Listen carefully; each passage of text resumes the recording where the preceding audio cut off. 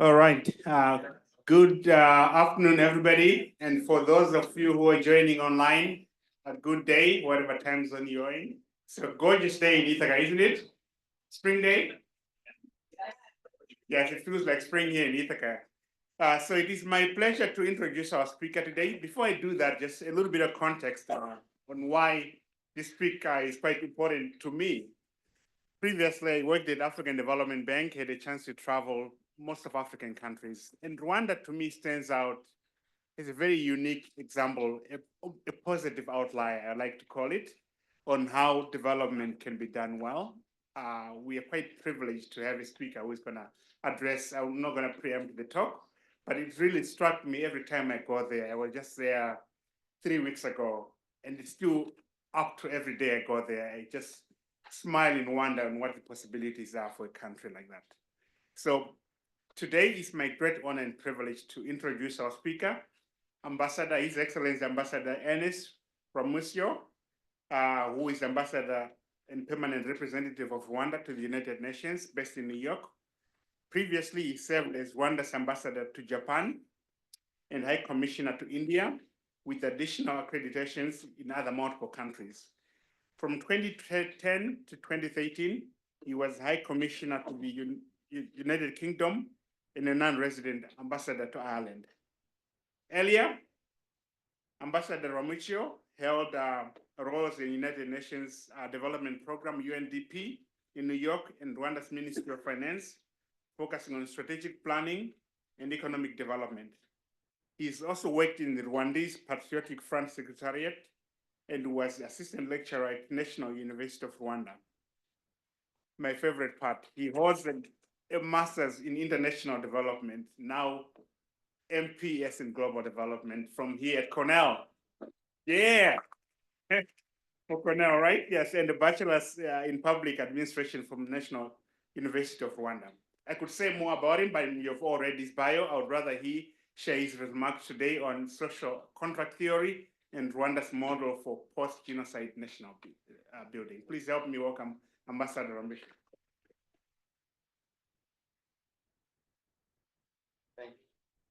Thank you, Professor Mabaya. It's so good to be back at Cornell. I remember coming here, a very, very cold winter of 1999. But the summers were always so beautiful. And although spring is always really nice, I really like the fall here. And, I always look forward to that. And good to see my professor, Professor Mildred.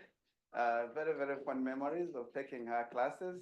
And also to really see this beautiful campus, and of course, Professor Edward Mabaya, who were here around at the same time. It's really an honor to be speaking to you, and I know the importance of these seminars and the perspective that they bring to learning, because I benefited from quite a number of these as part of my work here when I was a student at Cornell. I'll start with a little anecdote to introduce this topic. And the anecdote is, I have a son who is now a sophomore, but when he was 8 years old, his elementary school teacher gave the class a project, and the project was to imagine a country, just create a country and define in their imagination what they wanted that country to be like, in terms of the livelihoods of the people, in terms of its governance, in terms of its structures. And he worked on a project on a country, created a country called Otomoriland. So in one of the moves we were making, I was packing stuff, and I came back, I saw this little booklet where the 8-year-old has mapped out his Otomoriland. And this country created was a nation for which had a very, very beautiful flag that depicted the prosperity, equality, and democracy. He had their institutions, the police for law and order, fire department, people in charge of environment. No, it was really a country that he crafted that had order, but also brought responsibilities, obligations, rights, and obligations to the people. So in thinking of social contract theory, I remembered that and said maybe Hotomola and an 80-year-old imagining a nation where there was order, but also where there was rights and obligation to the city of the citizens. And so that, to me, spoke about the social contract theory and what it means for the nation that we work to build. So that's a brief outline of what I'll be talking about. I won't go much. For those who don't know Rwanda, that's the location of Rwanda, right in the heart of Africa. We are the gateway to Eastern and Central Africa. And rightly so, because we use all languages in the region. So it's an entry point into the region. And I met some of the professors here who have already worked and lived in Rwanda. In this presentation, I look at briefly touch on the concept of social contract theory and how it can help contextualize the approach to Rwanda has taken for its post-genocide nation building. I'll use a bit of social contract theory to explain Rwanda's socio-economic and governance transformation model after the genocide, and then explore the pillars upon which Rwanda has rebuilt itself after that tragic genocide against the Tutsi. Now, talking about, I won't dwell much in the concept of social contract theory because I'm speaking to Cornell students and Cornell professors who have done a lot of this work and they know a lot. But just in brief, this social contract theory is the tacit agreement between citizens to cooperate to ensure collective security and welfare, and that authorities need to provide protection and services to citizens in exchange for citizen consent to be governed. So there's an arrangement there, falling back on my son's Photomariland thing, where there are rights, there are also obligations. So citizens give up some of their personal freedoms to government in exchange for protection of physical and structural violence of life outside society. And I'll come back to this briefly. And some scholars have done work on this, including, I believe, some professors at Cornell have done some work on it, so I won't dwell much on that. But among the famous ones, of course, Thomas Hobbes and his State of Nature, which was where there are limited resources, and if there is no order, no law and order, no central authority, then there is competition between people for these scarce resources, and this can harm society because unless there is a way to ensure that there is voluntary and beneficial inclusive state where leaders, individuals, communities avoid harm or self-destruction. So a state of nature in Hobbesian thinking is not something that is desirable. So we try to avoid that. So social contract, therefore, is good for our survival, for the survival of our society and for the prosperity of our society and for harmonious coexistence. John Locke, I think, inspired quite a lot also of the founders of this nation, of this wonderful nation. And here it brings in the idea of property rights and the inviolability of the right to property. And I think I won't dwell much on this, but the right to own and dispose of property precedes any rights that came from the social contract, according to John Locke. Jean-Jacques Rousseau did quite a lot of work in that, and I think brought quite a lot of modernity to it also, and saying that social order is sacred right, that is the basis of all rights. And Jean-Jacques Rousseau quite explored this concept quite in a very, very detailed way and tried to, in a way, bridge the gap between John Locke and Thomas Hobbes' thinking on social contract theory.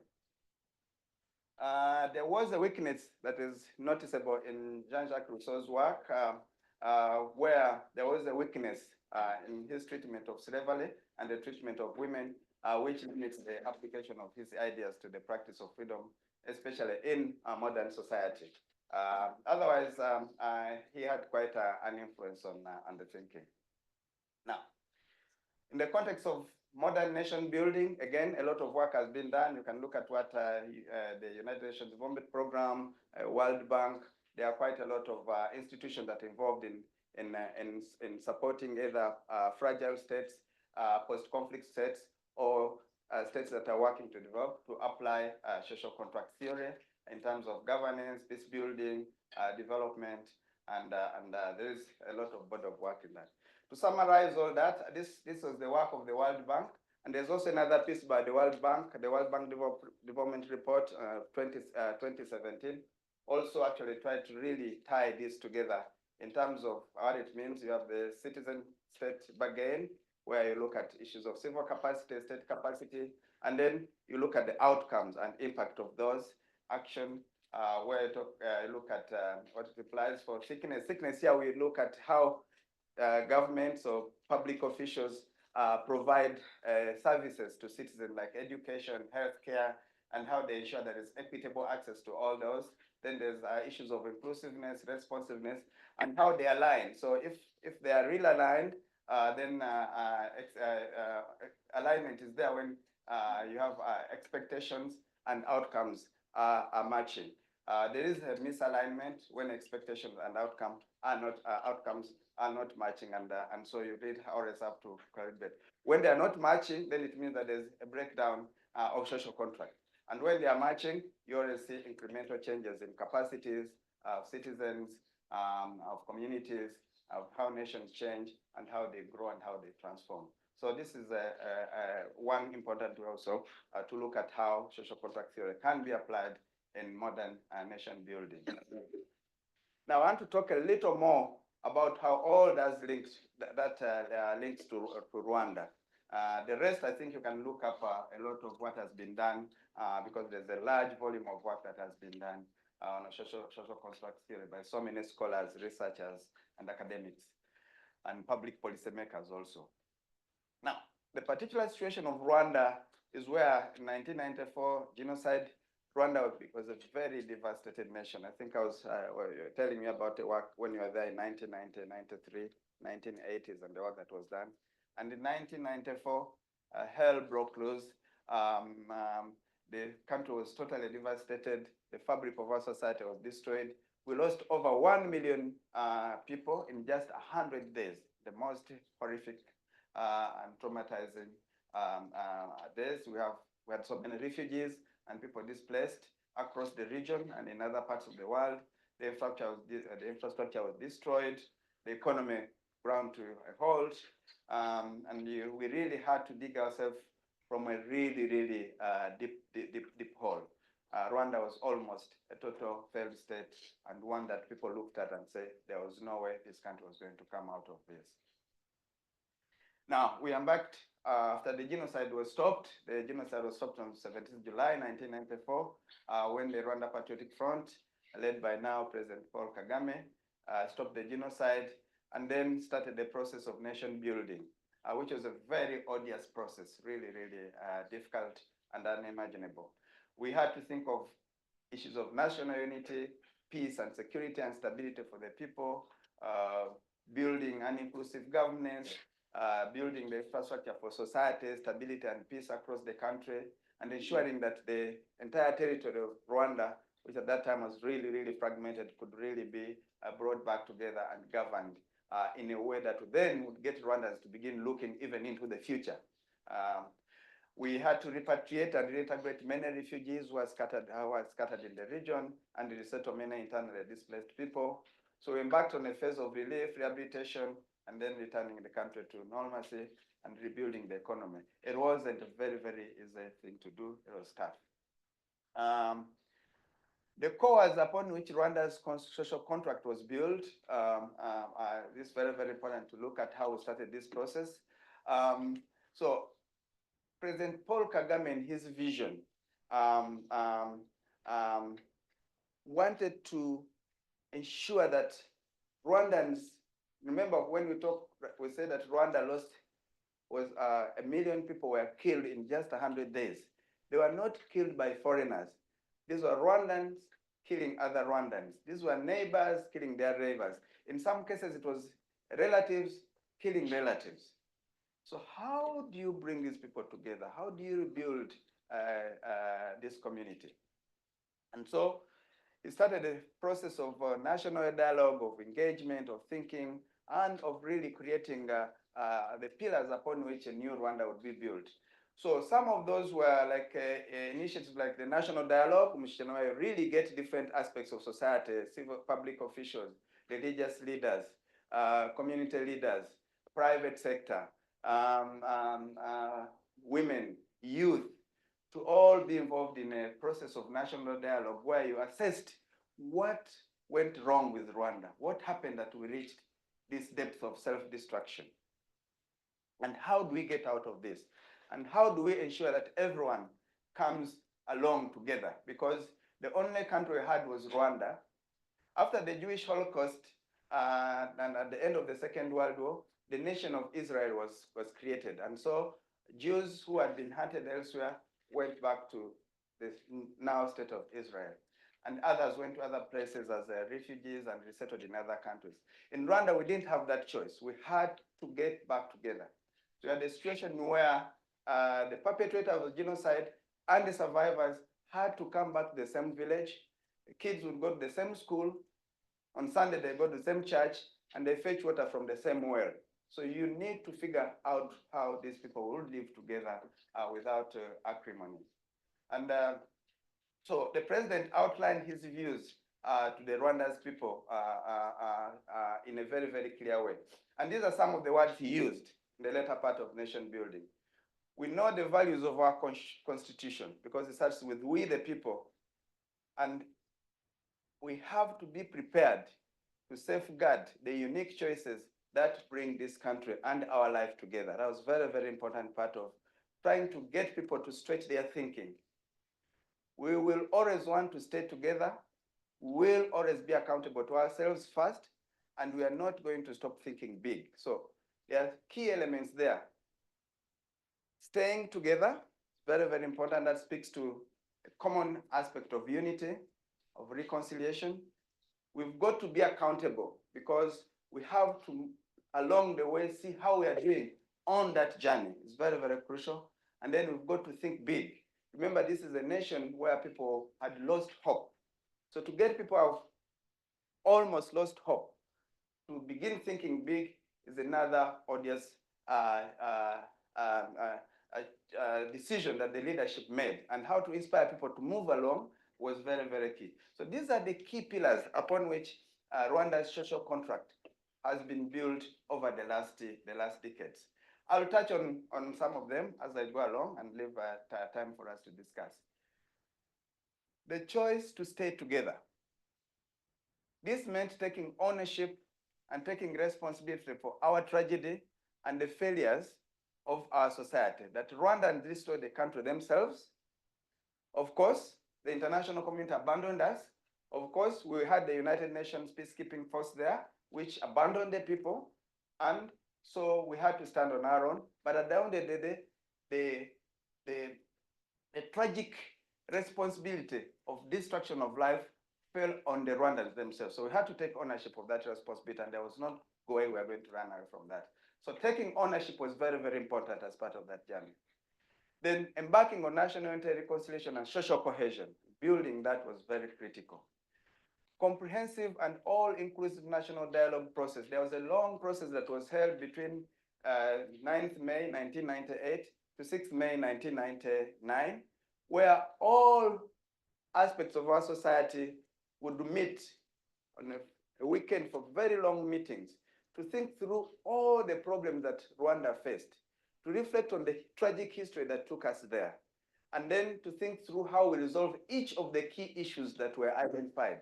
And it was the way the assessment was done by all this inclusive body of people of Rwandan society, that each problem that they identified and the solution they identified was converted into a policy, public policy, or a law, or an institution that would then work to address that particular challenge.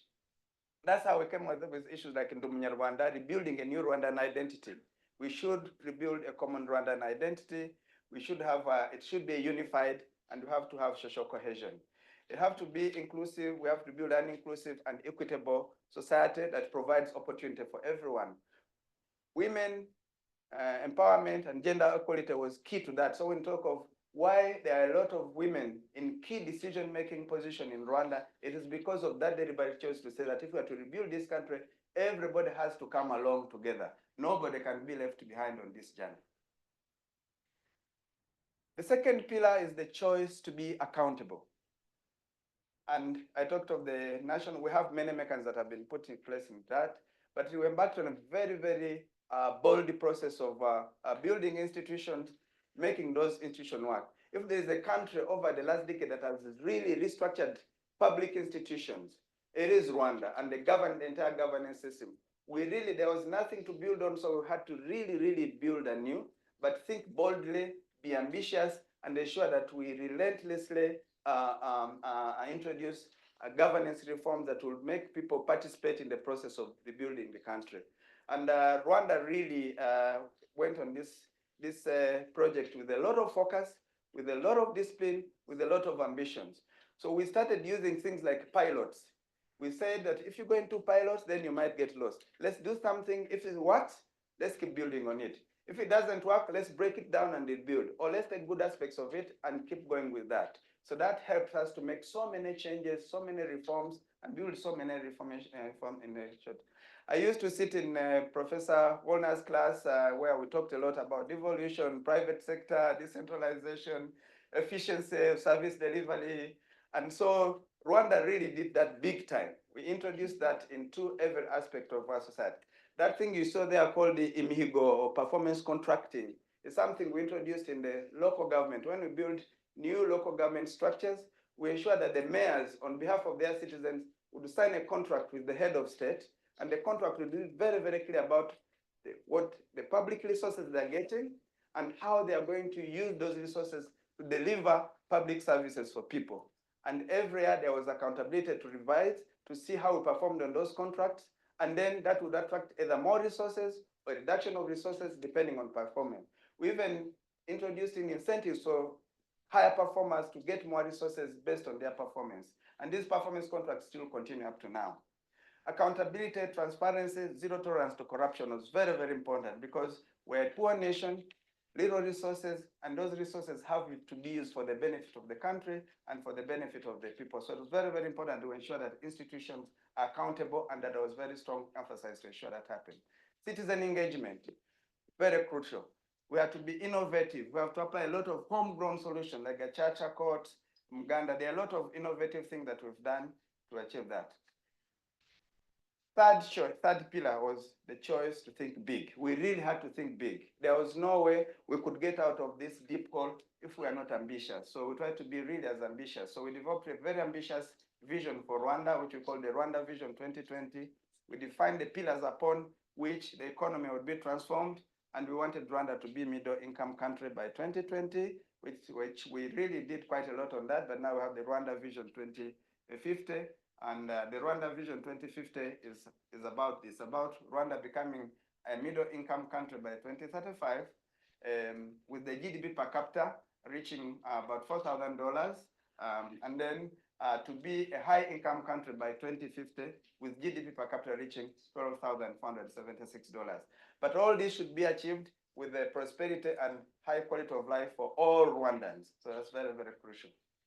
Now, one of the things we really did was to ensure that this vision that you have can be translated into an implementable plan, short term to medium term, and then ensure that this plan is implemented and that the resources are allocated, whatever public resources are allocated to ensure that we get that plan. So we have the Rwanda Vision, long-term vision, which is Rwanda Vision 2050. Then it is translated into a medium term called the National Strategy for Transformation. Actually, now we just completed the first National Strategy for Transformation, and are now embarking on the second one. And this one has how we are going to implement the Vision 2050 in the short to medium term. And then we go sector by sector. Education, what are we going to achieve? Health, what are we going to achieve? Agriculture, what are we going to achieve? Infrastructure development, social protection. So we turn that, and then we allocate resources for that. Then we do that also at district plans, and then we then have annual plans and assess how we do. Monitoring and evaluation is very important to ensure that we concretely have clear outcome and impact indicators so that we can be able to account for every resource, every action with the results, and measuring that on how we are doing against the long-term plan. So that's very crucial. Now, what we've done has delivered now, because when you look at Rwanda, it's a peaceful, we have a secure society, we have a political stability, there is harmony across the country. We returned over 3 million refugees, have resettled them, reintegrated them in the community. We build institutions. We continue to reform and build institutions. The process of national unity and reconciliation is on course. And you see all these changes in very, very clear numbers, This chart shows how we've delivered against poverty reduction and reduction of extreme poverty. So when you look at poverty, we look at the poverty head count and then the extreme poverty head count. The line below, the line above is the reduction in poverty. We do these surveys every 5 years, So the reason you've not seen the one beyond 2017 is because COVID. When we started the household living condition survey, COVID hit in, so it was on hold. It was done later. These results might be coming up in the next week also, so we will be updating this gap in a week or so. If I'm giving this lecture maybe towards the end of April, I will have updated for new numbers. But you see how the poverty has been reducing in Rwanda over time. It's not poverty alone. It's not just the poverty head count, also how equitably we are doing that. Is the growth that we are registering in the country actually benefiting all our citizens? So you see that also in the reduction of the Gini coefficient, which is the measure of inequality. Then look at this chart on improvement in key social indicators for the country. And the key indicators we really hammered on, and these are among just a sample. This is a sample that I took. Under 5 mortality, which was very, very high in the year 2000, and see how it reduced by 2020. I think when the new numbers come, it will be even much lower than this. Infant mortality, which was also high, see how it has reduced from 107 for every 1,000 live births to 33 for every 1,000 live births. Maternal mortality, see how it was high, 1,071 for every 100,000 live births to 2003. And then fertility, and so all these are key indicators that we really monitor rigorously.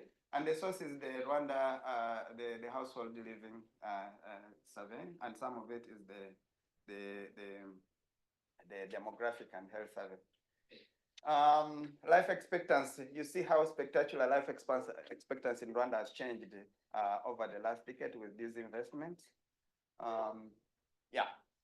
Access to education, literacy rates. This means that the investments that we've been making in health, in education and healthcare are actually delivering for our people, but they're also delivering equitably if you look at how girls and boys, men and women are benefiting. Women in leadership, we put their women in parliament, but actually when you look at now, I think we should update the numbers for women in all positions of leadership, in parliament, both the lower and the upper chamber of parliament, in the cabinet, the executive, in the judiciary, in local government. I think where we're still having the challenges in the boardrooms with CEO, the private sector, but that is also growing well. And I think the other challenge you have is access to finance, where there's still a gap between men and women. So I'd like to conclude so that we have more time for discussion by saying that by using this, applying what I would say is the modern social contract, where the government of Rwanda and the leadership of Rwanda was very, very clear. Give us your trust and we will deliver on that. When you pay taxes, you will get services. When you vote us in power, so President Paul Kagame, whenever we have campaign now, they say, there's the word they use in Kenya, Rwanda, imvugo niyo ngiro. Your word is your action. What you promise, you deliver on. So he goes really, really, when you are really going for election, you put out what you will deliver for the people. And I think you will see that he consistently audits what has been delivered and what has not been delivered. If there is anything that has not been delivered, it will be communicated to the people. This has not been delivered, or it has been delivered to 80%. The reason we have not fully delivered is ABs, and this is the action we are taking to ensure that we deliver on that. And then people also then now today, they can demand accountability through many ways, through social media, through Twitter, if they're not happy about something. So the way government is run has also changed, and the interaction between the citizens and their leaders have changed. Even as an ambassador, we have to be accountable. I have to also show what I deliver for my country. So the accountability has filtered through all layers of our society. So citizen security and protection key, it has delivered on effective provision of public goods and services, accountable governance, citizen engagement, public accountability. The level of public accountability is very, very high in Rwanda, and the demand on the level of public officials is really, really very high. So to summarize it conceptually, I would like to use this little chart where we say that we argue that a strong social contract then assures that there will be high citizen compliance on their part of the bargain. For instance, they will pay taxes. But again, strong social contract means that if they pay taxes, they've got to enjoy the services. Then you have stronger state performance. E.g., more government revenues will come in. The government will be happy that it's also delivering for its people and their lives are actually changing. Then efficient public service delivery. And then there will be high trust in government. And there's an indicator, there is a survey that Rwanda has an institution called the Rwanda Governance Board. And one of the jobs of the Rwanda Governance Board is to carry out surveys every year to look at how people perceive public institutions. And public institutions are named the Rwanda Defense Forces, the Rwanda National Police, the Minister of Health, Minister of Agriculture, and other institutions. And then people have to give, the survey requires them to actually respond on how they perceive and what high level of trust they have in those institutions. And institutions that are usually immigration services. Actually, the Rwanda Immigration Services always scores very, very highly because they've done a lot of reforms. They give passports easily. So there's a lot of, this is a way to ensure that there's always a very strong accountability for our people. This is crucial. This is the beauty of Rwanda. It's beautiful Rwanda. I think you contribute to some of the forestation and some of the mountain gorillas, and you could enjoy Rwandan dance. So this is an invitation to welcome you to visit Rwanda. And for those who have not been, you're welcome. Those who have, you don't need a visa. You'll get your visa on arrival. We are so efficient that you just need your passport, buy a ticket, get on a flight, and you'll get your visa on arrival in possibly less than 10 minutes. So this is how the face of Kigali has changed. This is the new face of Kigali, and this is the new Kigali International Conference Center. But I think I've left enough time for Yes, Q&A. we have quite a lot of time for Q&A. Thank you very much, Mr. Ambassador. So before I get into Q&A, just two quick announcements.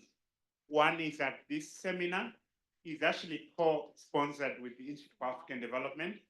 And there's going to be a reception after this, which is going to be held in B75 Man from 1:30 to 2:30. And after that, there's also a meeting with students from Rwanda. The ambassador said you can meet students. So from 2:30 to 3:30, you can meet with students from Rwanda. So that's two announcements there. The second one is also, I did ask, because I used to work in diplomacy, if there are any questions that would be off limit, and the ambassador said no, except for US politics. So with that, I want to open up for Q&A and discussion. If you can identify yourself and make your question as brief as possible so we can have as many of them as possible. So just raise your hand and I'll get to you. And yes, I see one here already. I think you can hear me. I'm Joel. I'm an MPS student in global development. Thank you so much for being here and for the presentation. And my question is, you could elaborate a bit on the role of agriculture and rural development for general development of Rwanda and for social contracts enhancement. Ambassador, do you want to take one at a time, or you want to take? Maybe I could take about 4 questions and then respond to them. I think that will give more people. Yes. Hi, my name is Carmine. I'm a first-year PhD student in the government department. Your name again? Carmine. Yeah. Yes. I've had the pleasure of visiting Rwanda twice. And I had this question about the stillness that still exists. Like whenever, and also, for example, how to some extent that class is also tied to ethnic backgrounds. So in moving forward, how can Rwanda also acknowledge like the stillness that still exists when it comes to the Hutu and Tutsi relations, and also the class distinctions that's tied to the Hutu and Tutsi relations as well? One more.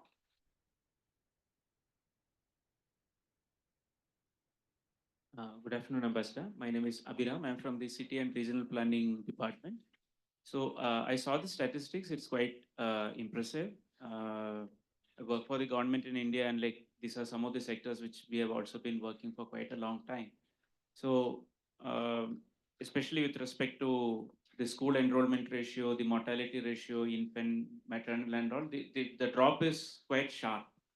So how did the country manage to do this over such a short period of time? Because I realized that uh, after the genocide, most of the infrastructure was damaged. You yourself mentioned in the presentation. So how did this transformation with respect to human resources? Because it's not just buildings that bring change, but it's skilled people who bring about change. So how did you manage this? Let's take those for now. Now get for another round. Ambassador. Thank you very much, Joel, on the role of agriculture and rural development and overall Rwanda's growth. Agriculture remains key. Agriculture is remains one of the large sectors, but Rwanda has actually deliberately diversified because it was very heavily reliant on agriculture for its growth. We have really, although it remains crucial, even within agriculture, we've diversified to more export-oriented products as well, to be able to access markets beyond Rwanda. So that's crucial. We had to revise the coffee sector, which had totally collapsed. We still have the tea sector, of course, but traditionally we've gone to other areas like horticulture and products that are of higher value that can be exported to markets rest of the world. For instance, floriculture and export flowers. But in terms of diversification, now tourism is a very, very big contributor to Rwanda's growth. And that was deliberate to ensure that we are not heavily dependent on agriculture. Conferences, as you saw, this is the Kigali International Conference Center. So this plays a very, very important. So tourism, conferences and meetings play a very, very important role. And other service sectors, we invested very, very heavily in IT infrastructure, in technology. And we started this quite early on. And to do that, we really have to build a lot of infrastructure in order to ensure access to broadband internet, ensuring IT literacy, also ensuring that Rwanda is not just, the idea was to ensure that Rwanda is not this landlocked country, but it's a landed country that can connect to the rest of the world and can benefit from services globally without people having to travel. So agriculture still remains important. Rural development, there has been rural transformation with building a lot of rural infrastructure and investing in the rural areas in a way, to the extent that today the divide between what used to be the capital Kigali and the outlying areas has become actually, the gap is narrower now. You could live anywhere in Rwanda and be able to access the capital. So while the capital continues to grow, but rural areas have also grown largely through rural electrification program, very successful electrification program, access to clean water in rural areas, investment in secondary cities, far outside Kigali, and using that through a lot of the areas that diversified. So we think of agriculture and rural development in a very, very different way from it would have been maybe a decade ago, or from the way it would have been seen in other parts. But agriculture remains an important player in the sector. Coming and the issue of class and ethnicity, well, you have to look at this from a long history. There was a long history of ethnicization, and then discrimination, which filtered into all sectors of our society. And of course, that culminated into the 1994 genocide against the Tutsi, which was a very systemic event. When a country gets over 1 million people annihilated in just 100 days, the magnitude of devastation is bad. So building out of that is not just like an event. You have to embark on a process, and that's the process I've tried to define. That we had to really think seriously, but act seriously on issues of national unity and reconciliation. We thought that on the way we deal with issues of justice after genocide, the Gacaca was not a classic justice system. It was meant, deliberately designed to bring people together and to ensure that you build mechanisms that deliver justice and accountability on the perpetrators of genocide, but we're also creating a strong foundation for people to come together, for people to dialogue and to rebuild the fabric of society. So it was very deliberate.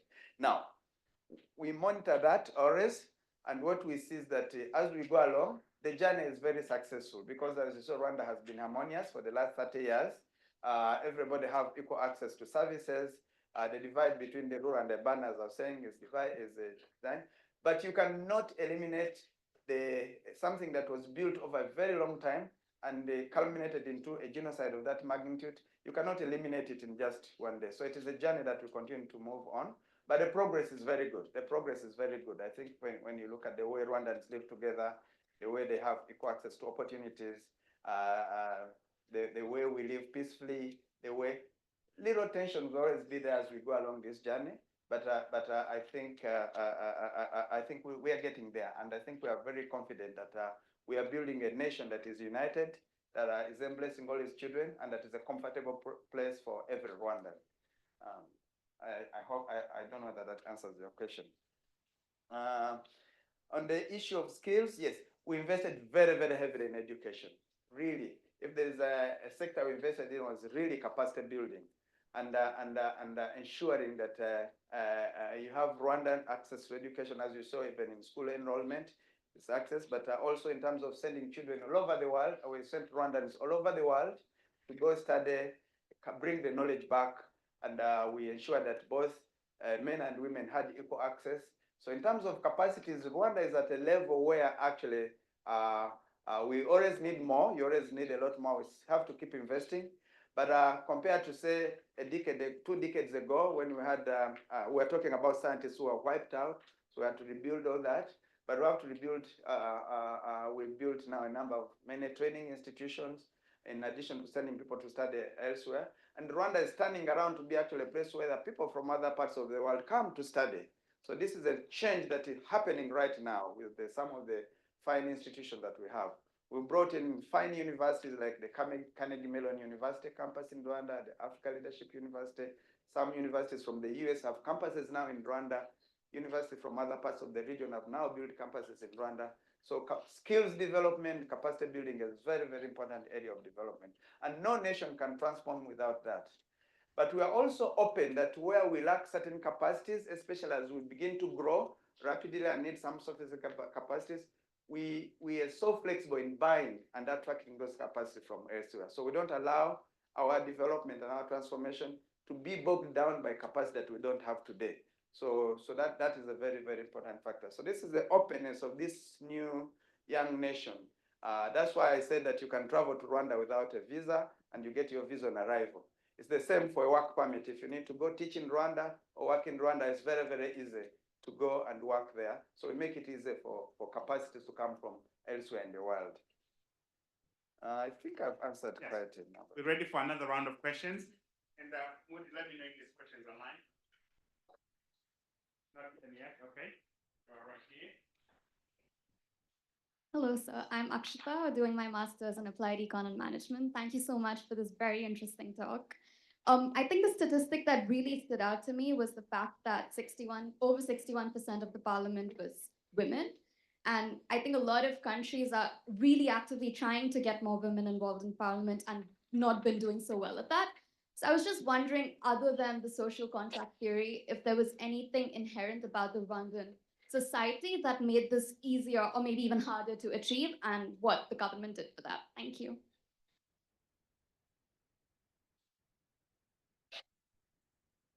Thank you, Ambassador, and congratulations for what your country is doing. Talking about development, I always take Rwanda as an example. But what I want to know is, how do allegations of resource exploitation from neighborhood countries impact Rwanda's reputation as a model of development in Africa?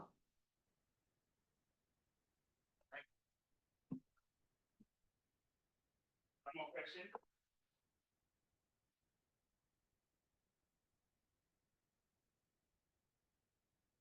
Thank you for your talk. My name is Elisha. I'm also an NPS in global development.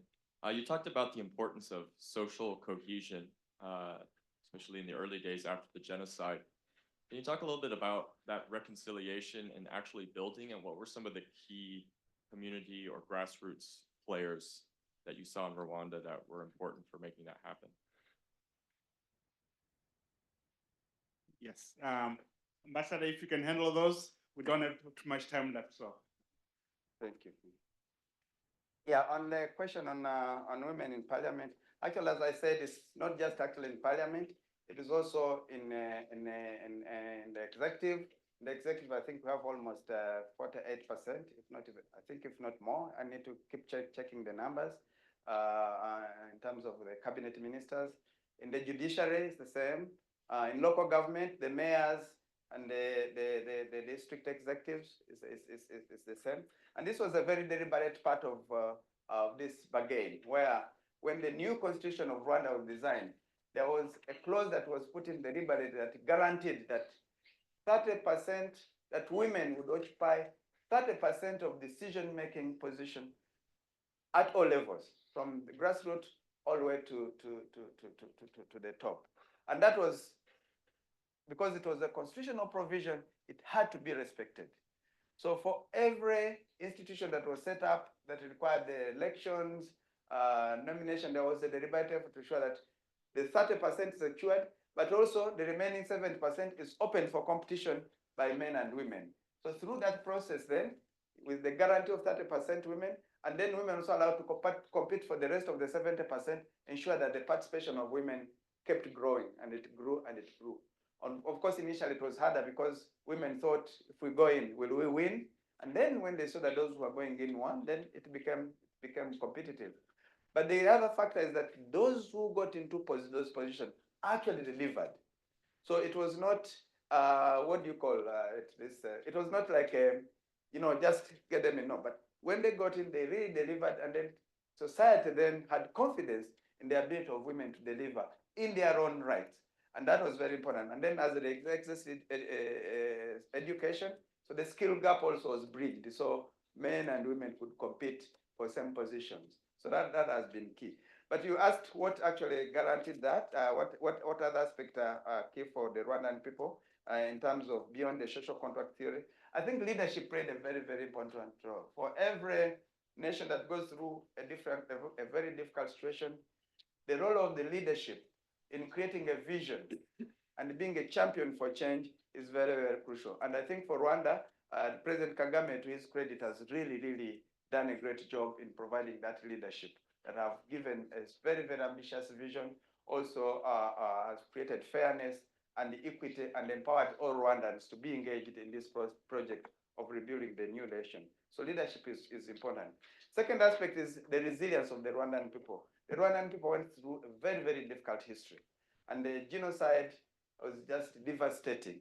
But after the genocide, I think there was a determination that we're not allowed to stay in this deep hole. We've got to dig ourselves out, and then people really invested in coming out of this very difficult situation.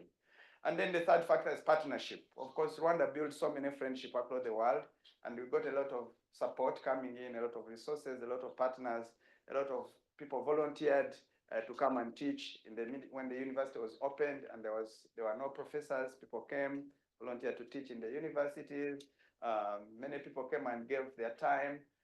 Others were generous with the resources. So there was also the fact of opening up Rwanda and ensuring that all partners who wanted to come and play a role could come and play a role. And then we also opened up for private sector so that corporates could come in and invest. So all this put together helped to spur that change beyond the social contract theory. On the question of resource exploitation, I think this is misplaced because Rwanda, I think this kind of a very reference to what is happening in neighborhood and the situation in the Great Lakes region, and especially the situation between Rwanda and the Democratic Republic of Congo. I think here there are quite a lot of factors here at play that have to do with some of the, as I said, the point of ownership is very, very important for any nation to dig itself out of very difficult situation. So by Rwanda taking ownership and not spending time blaming others who abandoned us or the colonial history, because the ethnic division that you talked about is actually not historically Rwandan, but it was more a result of the colonial, the Belgian colonial history that we got. But when the genocide happened and we stopped it, we did not blame our colonial history for this tragedy. We decided to take ownership and then said we've got to resolve this problem and we've got to resolve it on our own terms and decide what the new Rwanda should be. So I think that ownership was very, very decisive for Rwanda. And I think for any nation, when I talk of development, I really emphasize that point of ownership, that you can be supported, other people can support you, but if you are not in the driver's seat, and if you don't articulate your own vision, then it won't work. And I think that's the situation that is prevailing in our neighborhood, where of course there was a long history of plunder, exploitation of our largest neighbor to the west of the Democratic Republic of Congo. You are all scholars, you should read King Leopold's Ghost, and it will tell you a lot about what happened. That was a history gone. Independence came on a bloodbath. There was a lot of fighting at the time of independence. That has continued.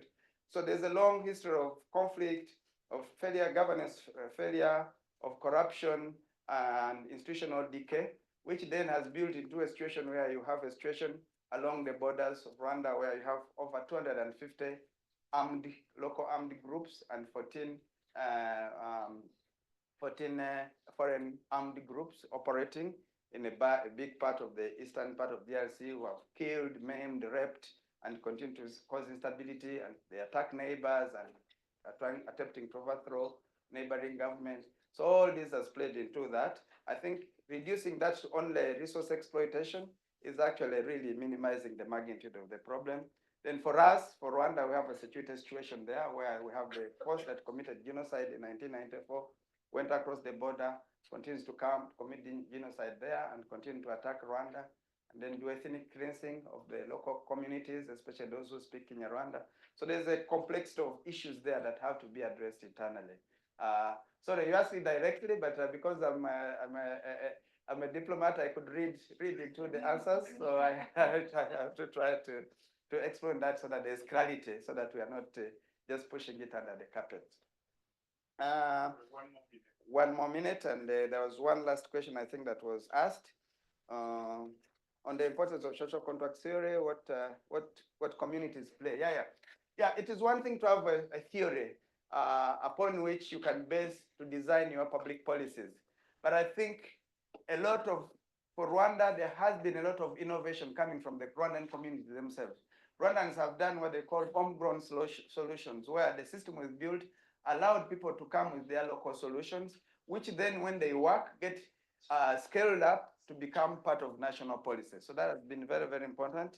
And we continue to really work together and bring in many players to contribute to this journey. So it is not just like a fixed social contract theory, translate into public policy, deliver for the people, and demand accountability. I think there is a whole ecosystem that has been built that allows flourishing of ideas, of knowledge, of innovation, of coming together, of continuously changing and wanting to perfect this system that we have to continue building, and this young nation that still grapples with quite a lot of challenges, but which we have to continue dealing with. So it's still a project in the making. It is still a lot of challenges along the way, but we always work to try and resolve them and continue to progress.